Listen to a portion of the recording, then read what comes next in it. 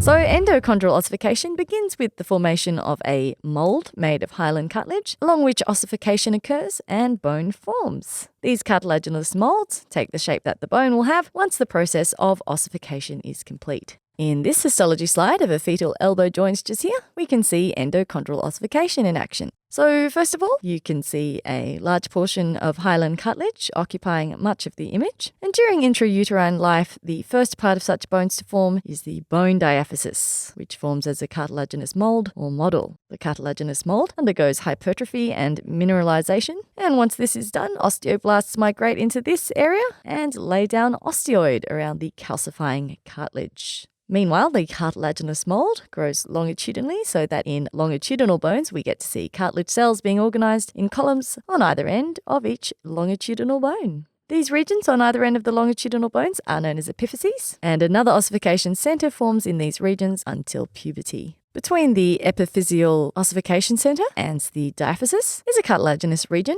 which remains until late puberty, and this ensures the growth of the bone. This region is known as the epiphyseal plate. Let's take a look at another histology slide where we can get a really good look at the epiphyseal plate. So just to reorientate ourselves, this side is the diaphysis and the other side over here is the epiphyseal ossification center. So the epiphyseal plate is where endochondral ossification takes place in postnatal life. Cells in this region are organized in columns and in 4 distinct zones which differ in their proliferative activity, and we'll look a little bit more closely at these zones in just a moment. So over on the outer edge of our slide, we can see a structure known as the bone collar. And this ensures that bone will only grow longitudinally and not expand outward and create a misshapen bone. The bony collar is initially formed as cartilage around the bone, and then it ossifies, and then its perichondrium turns into periosteum. All right, let's keep looking at the process of endochondral bone formation, and as we do, the first zone we can see and we'll discuss will be seen just here, and this is known as the zone of reserve cartilage. So this region is very near to the epiphysis of longitudinal bones and constitutes of small groups of cartilage cells arranged mostly at random. And as you can see, it also closely resembles hyaline cartilage. Just below the zone of reserve cartilage, we'll find the zone of proliferation. And this region consists of chondrocytes that undergo mitosis regularly under the effect of growth hormone.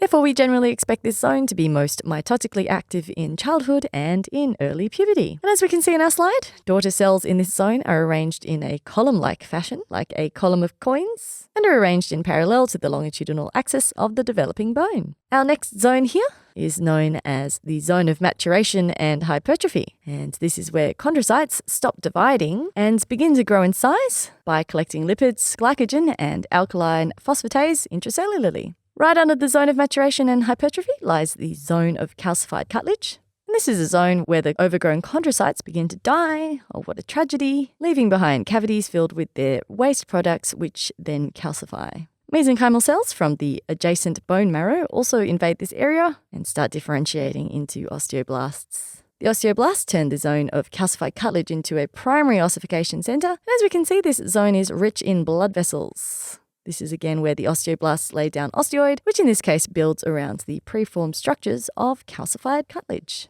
And now, last but not least, let's take a look at the bone marrow, highlighted here in green. As you can see, there are a lot of blood vessels here, as well as collagen trabeculae. We also have some voided areas, which we can presume to have been occupied by fat, and also cell-rich niches.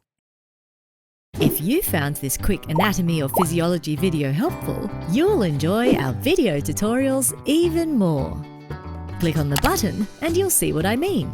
We have hundreds of videos available to our premium members, not to mention all the fun quizzes, complete articles, and atlas sections to solidify your knowledge.